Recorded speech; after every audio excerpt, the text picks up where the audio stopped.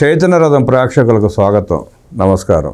అమరావతి పునఃప్రారంభం సందర్భంగా కొన్ని అక్కుపక్షులు బోరుమని విలపిస్తున్నాయి. ముందే డుమ్మా కొట్టిన రాజధాని దిష్టిబొమ్మకు బొట్టు పెట్టి పిలవలేదని బోరుమంటూ వైకాపా అధికార ప్రతినిధి వెంకటరెడ్డి గొల్లుమని ఏడుస్తున్నాడు. అమరావతి కోర్ క్యాపిటల్ సరిహద్దు గ్రామం అయిన తాడేపల్లిలో పేదల గుడిసెల్ని చిదిమేసి ఒక రాక్షస ప్యాలెస్ కట్టుకుని దానిని చూపి పులి బంగారు కడియం కథ చెప్పి అమరావతి అన్నదాతలను నమ్మించి ముంచాడు జగన్ రెడ్డి.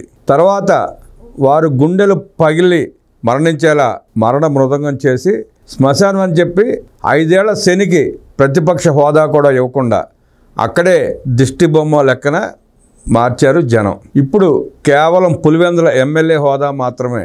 ఆయన హోదాకు తగ్గట్టుగా ఒక అసిస్టెంట్ ప్రోటోకాల్ అధికారిని పంపి ఆహ్వాన పత్రిక అందించారు. అయినా కానీ అగౌరవపరిచారని ఓనర్ పెడుతున్నాడు వైకాపా అధికార ప్రతినిధి వెంకటరెడ్డి.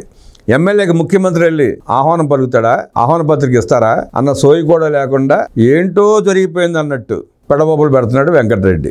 ఇప్పుడు ఈ వెంకటరెడ్డి తెలుసుకోవాల్సింది ఆయన పులివెందులలో పులో పిల్లో గాని ఆంధ్ర రాజధాని అమరావతికి ఒక రాక్షస దిష్టి బొమ్మని. అమరావతికి దిష్టి బొమ్మే. నరదృష్టి పడితే నల్ల రాయి కూడా పగిలిపోతుంది. జగన్ దృష్టి పడితే గుండె పగిలి మనుషులు మరణిస్తారు. అందుకే ఆయన్నే అమరావతికి దిష్టి బొమ్మగా మార్చారు. ఆ దిష్టి బొమ్మే అక్కసుతో అసూయతో రగిలిపోతోంది అని జగన్ మనసును మార్చాడు దేవుడు. యలహంక ప్యాలెస్కు ముందుగానే వెళ్ళిపోయాడు కొన్ని శవాలను చూసి తృప్తితో.